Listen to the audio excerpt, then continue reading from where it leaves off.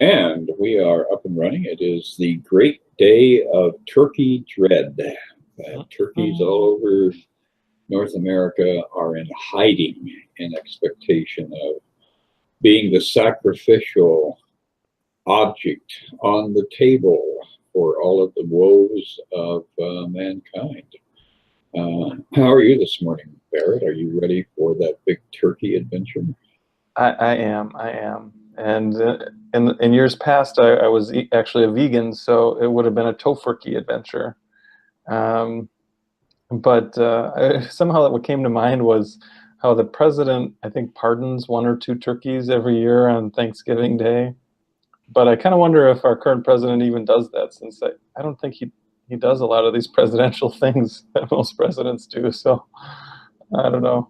We'll see if any turkeys get spared this year. Yeah, that is interesting how we manufactured a president who has absolute utter contempt for the nation that he is president of. Boy, did we ever do a job on that. Yeah, well, diving right into course concepts here, he's helping us see like his contempt for our country and for most of the inhabitants of it.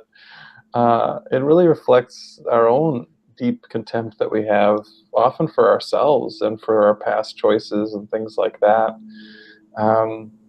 If we can bring these things into the light, then all of a sudden we can work with them and shift them and find compassion for ourselves. And maybe even in our hearts we can find compassion for Trump and for anyone else who's sort of on our hit list, so to speak, of people that push our buttons and we think are doing something wrong. So yeah, he definitely has accelerated the madness in this country, and I think that's good because it takes extremes for us to actually give up the idea that this is real. And if we look at the United States at this current stage of its de-evolution, it becomes very obvious that this is not real.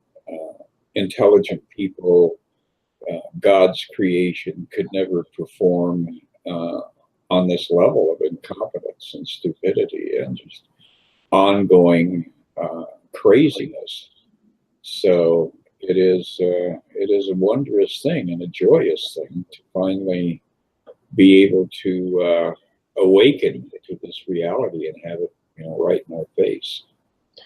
Yeah. This type of topic often reminds me of a talk I heard Ken Wapnick give, and in the talk he was talking about how when this world is upsetting, when something bad is happening here, our first reaction to it is usually shock, upset, maybe even outrage, but almost like a sense of disbelief, like something like that could even really happen. And his point is, well, why are we so surprised? We cooked up a dualistic world, and we're going to get duality, right? And duality means good and bad. Duality means up and down. Duality means life and death. Duality means kindness and cruelty.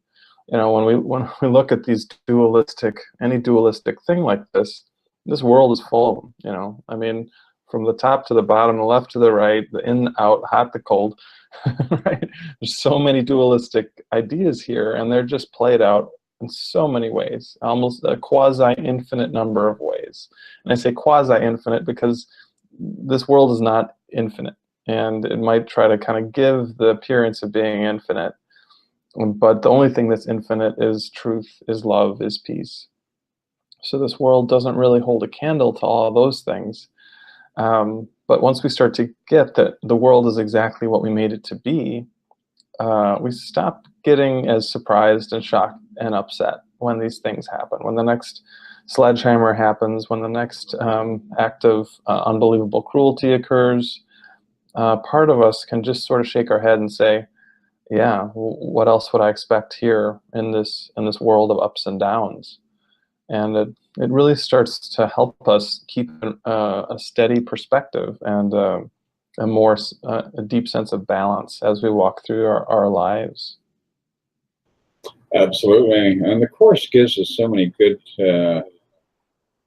support mechanisms as we're going through this journey. You know, one of the things that I was just looking here at chapter 27, it says, how differently will you perceive the world when this is recognized, when you recognize that you are the one who created it. When you forgive the world your guilt, you will be free of it. Its innocence does not demand your guilt, nor does your guiltlessness rest on its sins. This is the obvious, a secret kept from no one but yourself. And it is this that has maintained you separate from the world and kept your brothers separate from you. Now need you but to learn that both of you are innocent or guilty. The one thing that is impossible is that you be unlike each other. And that's a very interesting idea, is that if you're seeing people around you through angry eyes, then you're as much a part of that angry mentality as they are. And that's something a lot of people really have a hard time processing, that concept. It says that they both be true. This is the only secret yet to learn, and it will be no secret you are healed. So, you know, it's such a subtle trap that we generated here. And yet, once we start to step out of that mode of believing that it's real, it becomes an astonishing journey of resurrection in the most literal sense. Yeah, yeah, and it's in looking at all these false thoughts within ourselves that we start to release them. We start to step away from them. We start to wake up from them, and it's you know, it can be a little shocking at first, this idea that like none of this is really happening, right? When we first get these concepts about the world being a dream, a world is an illusion, usually a part of us is like, I don't think that I like that idea. I don't think I want to believe that. But the bigger picture really helps us to see why it makes sense, right? Because if this world had any iota of reality, then that would mean that God had a hand in it. And it would mean God would have a hand in death, torture, suffering, sickness, illness, all these things that unfold here in this world of time and space. But what we're learning from the Course is that God had nothing to do with any of this, that God is still perfect wholeness, and God knows that we're actually that perfect wholeness with Him, that there's never been a separation, there's never been an apartness. All of that has simply been a figment of our imagination that we decided to really believe in, and because of that belief, all of this seems true to us, right? This world seems real, right? It really looks like there's a tree growing outside my window, and that there's a body sitting here talking into a camera. But what we're getting is that, no, none of that is happening. This conversation, this video that we're recording is not happening. None of this is happening. Why? Because the only thing that is real is what is eternal, unchanging, and perfect love. And obviously nothing in this world fits the bill. So again, this often feels threatening to people when they hear this, but eventually it switches from threatening to freeing. It switches from fearful to joyful. It switches from terrifying to liberating. And that's the shift that we make as we practice these ideas. Exactly. Yeah. As I move forward here into chapter 28, the present memory, it really encapsulates what you just said very beautifully. It says the miracle does nothing. All it does is to undo, and thus it cancels out the interference to what has been done. It does not add, but merely takes away. And what it takes away is long since gone, but being kept in memory appears to have immediate effects. And that's the real blockage right there for most people, is getting around that idea of I remember this and I remember that. And memory is definitely a significant component of the trap. We look at the Holocaust of the Jews, the Holocaust of the Native Americans, the Holocaust of the Irish. And it's when we're seeing all these bodies emaciated and broken and thrust into, mass graves and that sort of thing, it really is a frightening and hideous set of images that we carry around with us. So the only way that we can transcend that is to allow those memories to be removed from our mind. And that's what the holy instant is all about, that moment of stillness when the past is eradicated, because in truth, it never really happened. Yeah, yeah. And there's those images like, in a way we've been brainwashed by the ego into believing its thought system. But now as we start taking Holy Spirit's hand, instead of a brainwashing, this is a mind washing.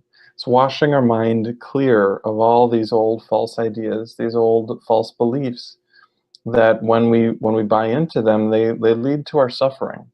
So when we believe these ideas of death and fear and loneliness and separation are true, then we feel lonely, we feel afraid, we feel hurt, we feel vulnerable. And what we're learning from the Course is that actually none of that is actually real. And again, this seems shocking. It seems shocking to say there is no pain. Pain is just an illusion. But that is what the Course is teaching us. That in truth, pain has never occurred. Suffering has never occurred. Isolation has never occurred. No one has ever died. Not really. Not really. A lot of crazy and bad things can happen in a dream, but when we come to awaken from the dream, we know that none of this was true. And that's actually what's going to happen as we awaken from the dream of this world of time and space. We are going to realize that nothing ever happened. It was all just one big, often awful dream that really had no impact on reality, had no impact on heaven. And as we experience this, the good news is that even before we get to the full awakening of this, we can start to have glimpses of it. We can start to have moments of peace and moments of deep, deep love experiences. And it's a real blessing. So all we need to do is just kind of persist and practice. So I kind of even like that next sentence of right where you left off here, Chris. It says, this world was over long ago. Right? So this world of time and space is actually just sort of like a rerun that's still playing in our awareness, but it's over. Why? Because the thought of separation never really happened. And it was undone as soon as it seemed to have occurred. He says, the thoughts that made it are no longer in the mind that thought of them and loved them for a little while. So it's all over. The miracle but shows the past is gone, and what has truly gone has no effects. So the past is gone. Well, what does that mean? To those of us who still think that we're affected by the past, that we're living in a present that is determined by a past, that is gone, as he's saying here, right? This really kind of turns our whole experience of the world on its head. And again, this is why the ego is so terrified of these concepts. Remembering a cause can but produce illusions of its presence, not effects. So what he's saying is that we think something has happened, so we believe that the things that came from that something are occurring. And what does that mean? Well, the something we think that happened is that we really do think we pulled away from the oneness, and we formed our separate beingness, which again is not something that can happen, but we think it did. And because we think it did, we invested our belief in it. And that belief that we've invested in that false idea is what's led to this whole experience of being a body, of living in a world, having problems here, people we don't like, all of these things that unfold in our experience. It's all just one big, massive hallucination. But the good news is that we're starting to wake up from it. We're starting to shake off the sleep and starting to realize that this is not what we truly want. That's absolutely true. And, you know, the thing that I appreciate the most is the fact that nothing is done. There is no, you are not being rescued. You know, the Calvary is not coming. The Calvary doesn't exist. And so, you know, as soon as you can uh, get the fortitude to stand up and face into the wind, this harsh desert wind coming at you that has the appearance of being, you know, like going to wither you and burn you up. The truth will follow right after that, like a cool zephyr bringing relief. And in the Course, it says, nothing employed for healing represents an effort to do anything at all. So whatever it is that you're trying to heal, if you think that by putting more effort into it, you're going to accomplish something, all you're going to do is, you know, the big bad wolf and the three little pigs. You know, you're going to huff and puff, and that brick house isn't going to come down. It says it is a recognition that you have no needs, which mean that something must be done. And as long as you are enveloped by God, how could you possibly have a need? God is that perfect state of being that you are desiring. But the funny thing is, you've already got it, and you're still imagining that it's something that has to be attained. It says it is an unselective memory that is not used to interfere with truth. All things the Holy Spirit can employ for healing have been given him, without the content and purposes for which they have been made. They are but skills without an application. They await their use. They have no dedication and no aim. So really, it's stripping us down to our true reality. And the ego definitely does get inflamed as that process begins. And it goes through spikes, or at least that's been my experience. You know, it'll calm down for a while and kind of lay around in the shadowy corners and wait for opportunities. But then all of a sudden it will erupt again. And then you're like, oh my God, I need this, I need that. You know, go to the store, get milk, get bread. We're all starving here. And the whole process is a withdrawing when the ego raises its head. Just don't give it support. You don't have to fight it. You don't have to fix it. Just withdraw from it. It's a very gentle journey. Yeah, yeah. And that peacefulness is really an attitude that we just keep cultivating. We keep practicing it. We start to get to a point where we can just watch what happens in our life without really feeling like we lose our peace. Even if something that seems quote unquote bad for Barret happens, there's a part within me that I can say, well, what does that really have to do with the truth of what I am? I remember sharing this at this workshop I was at on Saturday, where this one thing happened. I lost a CD that I'd bought, and I was upset. And then the thought came to mind, is not having this CD going to keep you out of heaven, Barret? And it seems so preposterous, you know, like, well, of course it's not going to keep me out of heaven. Well, why am I worrying about it, right? Why am I giving my peace away over this happening, right? I'm like, okay, I can be okay. And so every now and then that thought comes back to me when I'm going through something where I'm feeling stressed out or I'm feeling upset. You know, is this situation going to keep me out of heaven? And it always helps me to let go of the seriousness that I'm investing the situation with, because I'm the one that's investing the situation with the serious perspective. The situation is just a situation. It doesn't have any sort of value in and of itself. It doesn't say it's good or bad or stressful or peaceful. It's only what I bring to it that has those sorts of qualities. And that's where the power in living in this world is. It's in our attitude that we bring to our life and to the things that happen in our life. that is always under our ability to choose differently. If we're upset, we always can release the, release that upset and come back to peace. Not always easy, but it's always possible. So that's why this course is an ongoing journey that we need to keep practicing so that we can go deeper and deeper with it. But the practice is worth it. I remember Gary Renard, a course teacher, talking about this, and about how this takes practice and diligence. And the point was, I don't have anything better to do. you know?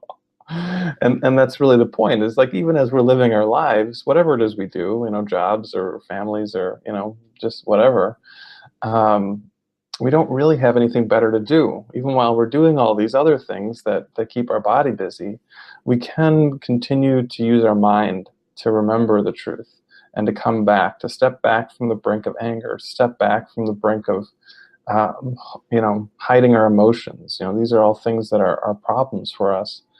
And as we let all this forward and hold it with love and compassion, then all of a sudden we're like, oh yeah, okay. Do I need to make that a big deal? Sometimes when we ask that question, our ego inside is going to say, hell yeah, I need to make that a big deal. But there's always the other voice. There's always the other option that says, no. And oftentimes we can see, well, I've made that a big deal the last 30 times it's happened in my life. And where has it gotten me? Well, it's gotten me angry, upset, feeling like the victim. Do I want to do that again a 31st time or 3,001st time? Or do I want to try a different way? And that's the question that we all have in front of us. Absolutely. That's and again, it's all contingent on that idea of what we believe has happened and what in fact has really happened. Reading down here a little bit further, it says, you are so long accustomed to believe that memory holds only what is past, that it is hard for you to realize it is a skill that can remember now. That is, a beautiful turnaround and a way of getting us to the recognition that we have the choice of remembering fantasy or remembering truth. And if we're remembering the fantasy, that puts us in charge of, the dream of being the hero in a world filled with chaos, then we're going to get stuck on that. It's very addictive. It's like a drug. But when we start remembering the moment over and over again, all of a sudden that whole world starts to get shaky and starts to break apart. And that's the beauty of the way the Course works, is that it introduces ideas that are so simple and yet so profound. And once we are able to notice those ideas, then we begin to actually implement them. And that's where the relief comes from. Yeah. As they say, the proof is in the pudding, and the way to get that proof is to actually do this, right? So there are a lot of really deep concepts and important ideas in the Course. I mean, it's 1,300 plus pages long, but it's in the doing, as you said, that shows the value of these ideas. I sometimes say that without doing the Course, well, it's useful as a doorstop. If you're just reading the concepts and sort of intellectually, considering them, but not actually putting them into practice in your life, you might as well put the Course to some use then and hold that door open. But once we actually do start practicing it, what we find is that it helps. Like, this is the reason why, for me anyway, that I've stuck with this, for 12 years, is that when I use these ideas in my life, I feel better. I feel less fearful. I feel less upset. I move through my feelings of victimization more quickly.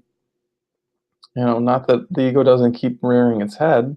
There's always another new one, at least until it's completely done. I know I have a bit to go yet here. But I think most of us do, and that willingness to just keep engaging, to remember every time that the victimization mindset creeps back in. The ego wants us to wear the victim's hat, right? We can say, oh, right, you know, every time I wear this, it hurts. It's too tight, it's painful, it pokes me. I don't have to keep doing this. And so we notice that, we were starting to put it on again, and then we take it off. We're like, no, that hat is awful. I don't want to wear that again. And after a while, we just stop putting the hat on. Now, again, this is something that takes a lot of practice because we are so drawn to being the victim. Why? Because the victim reinforces the idea that we are a person. We are a body. We are a separate individual. And that's what the ego needs. The ego needs that concept in order to keep going. Without that concept, the ego doesn't really have, you know, a place to hang its hat, so to speak.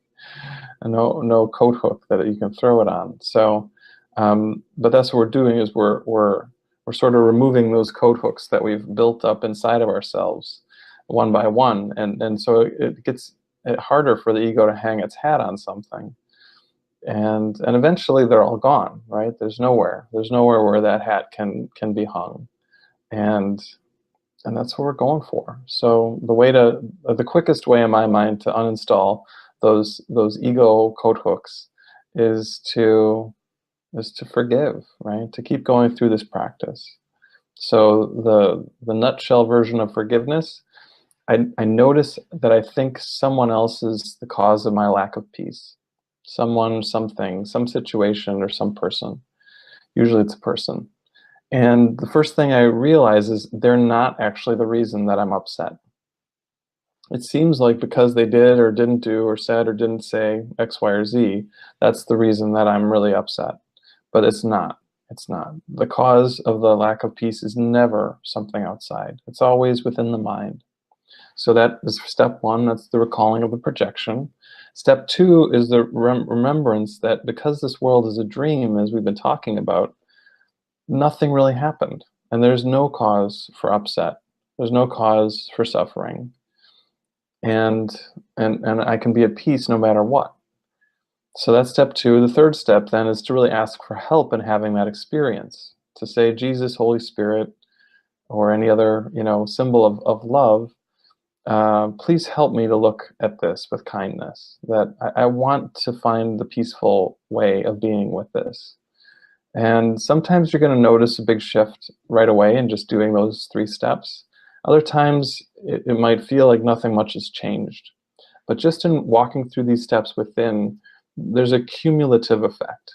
The more that we do this, the stronger our ability to reach out to the truth within us becomes. And the peace will come. As we do this, it's inevitable that the peace will come. So that's where the perseverance comes in. That sometimes we have to practice this repeatedly in order to get the benefit that it's offering. But it is inevitable. So this is my encouragement to anyone who's out there trying to do this forgiveness practice and maybe feeling a little stuck or feeling like you're working on a really hard part of it. Keep going, because the peace is there on the other side of this. Don't give up. Don't give up hope. You're doing what you need to do. Oh, absolutely. And one of my favorite affirmations from the Course is, I am not a victim of the world I see. And I think that is really a very powerful concept in and to itself. It helps us step back from this world and have that understanding that we're watching a movie and we wrote the script for the movie. So it is definitely a necessity for us to forgive the world, as it were, by bringing the world to truth and watching the world dissolve. So, and I'm sure there are going to be turkeys all over the country today who are going to be feverishly engaged in that sort of activity before the axe falls, as it were. Yeah, I think so. I know that there are probably a lot of them that are thawing in someone's refrigerator right now. So Yes, ours downstairs. So what have you got coming up? Well, the next Course in Miracles event I've got on the schedule is Charlie and me doing our good news thing. That is coming up December 1st, Saturday, and then there will be another one of those in January. We're moving to the second Saturday, so January 12th will be our next one after that. And as always, my site for Course in Miracles is miraclesu.org, with classes and resources around the course. To give a big plug for the site you put together, Chris, the miraclewithin.org, a really beautiful site with a lot of helpful topics and information around A Course in Miracles too. So I'm just a big fan of the publishers of the course. If you don't have a copy yet or want to learn more about the history of the course, it's a great resource. That is simply acim.org. So those are the things I would say, and just to really wish everyone a happy Thanksgiving. I hope wherever anyone is and whoever anyone is with or is not with, that you're able to find some peace within. You're able to find a time to reflect with thankfulness. And I just know I'm really thankful for you, Chris. And I know Charlie's not here, and but these talks that we've been doing have been really beautiful. I am deeply appreciative of your friendship and of the time that we get to spend each week doing this together. Yes, absolutely. That is reciprocated from my side of the coin too, although there's really only one side. But I think starting with what, Samhain, going through Diwali, Thanksgiving, Hanukkah, Christmas, and probably a dozen other holidays that I can't recall. We're in that season where even in A Course in Miracles, that one of the two seasons that are set aside in the Course, Christmas and Easter, are given a lot of attention. And we should be mindful and thankful that we're in this season where truth is brought back into this world, where the appearance of truth arrived in, the eyes of an infant that was born in Bethlehem. So anyway, I will see you in 1 week, most likely. I know you're going to be traveling up to Wisconsin, so have a safe trip. Thank you. Thank you. Yes, I will definitely enjoy the Thanksgiving feast, and I hope you do it as well. I'm sure you'll have a blast with all the family converging there tomorrow. That's going to be great. Well, we'll talk to you soon. All right. Looking forward to it. Bye. Bye, man.